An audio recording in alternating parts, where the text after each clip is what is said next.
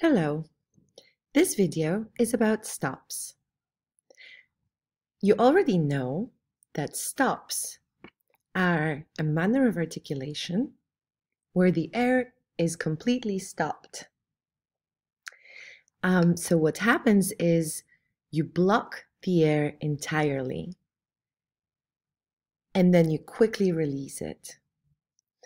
If you think about it, the same thing happens if you uncork a bottle. So because the air cannot come out for a long time, and then you remove the cork, all of the air comes out all at once. And that's what makes this pop sound. So this is what we do when we produce stops. Stops are non-continuous. What this means is that they are not continuous. They just happen once. It's a short burst. So those sounds are very short. T or d. They are very short. So to make a stop, we move the active articulator to completely touch the passive articulator, making a full constriction, and then we quickly release it. So these are sounds like d, m, ch. But when you listen to them, they also have some differences between them. There are different types of stops. There are oral stops and nasal stops, and there are plosives and affricates. And I will tell you about these two distinctions in turn.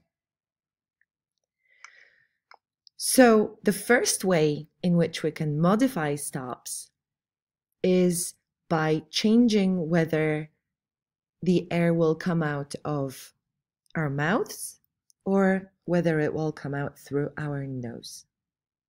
So oral stops are where we make a constriction, a full constriction in our mouth, and the air just doesn't come out either through our nose or through our mouth. The air is completely blocked, and then we release it.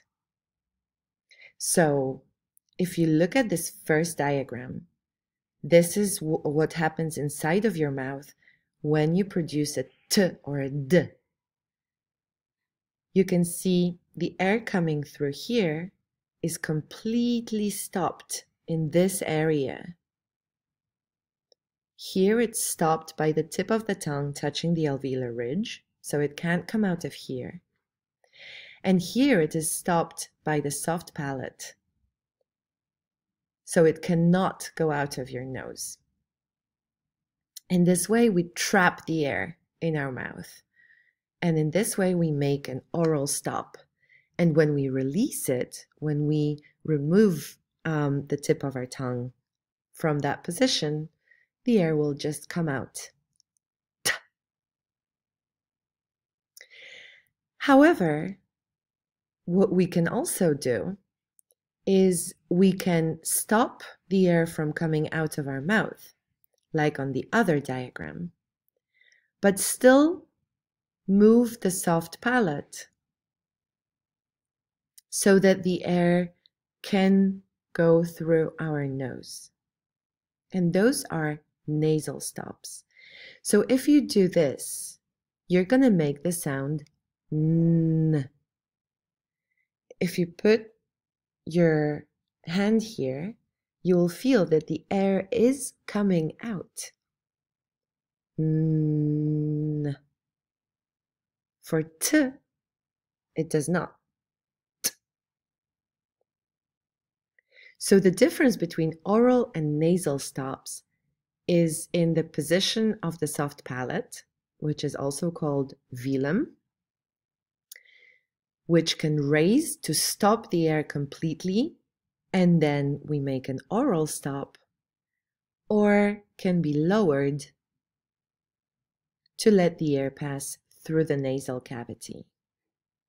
So oral stops are sounds like t, k, g, and nasal stops are the sounds m, n, and ng. And you will see that all of those are homorganic.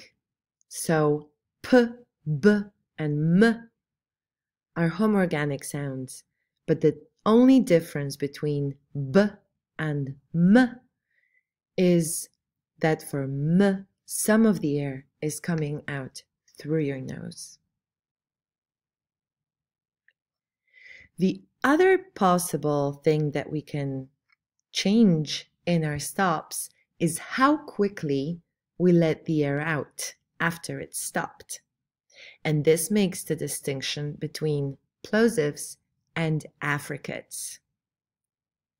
So for both plosives and affricates, the active articulator will touch the passive articulator. But for plosives, it will then quickly open and let all of the air pass. So this is what you can see on the diagram here. The tongue is here underneath, and the passive articulator is here. And so you see that they come together. They're completely closed together. The air is not coming out. We hold the air, and then as quickly as they came together, they open. And all of the air is released. So, or d. For affricates, they start in the same way. So the active articulator approaches the passive articulator, and then the air is held for a little while. But after that, it is released slowly. So after that, the active articulator moves slowly away from the passive articulator, leaving a little gap, and that changes the sound. So these are sounds like ch and j.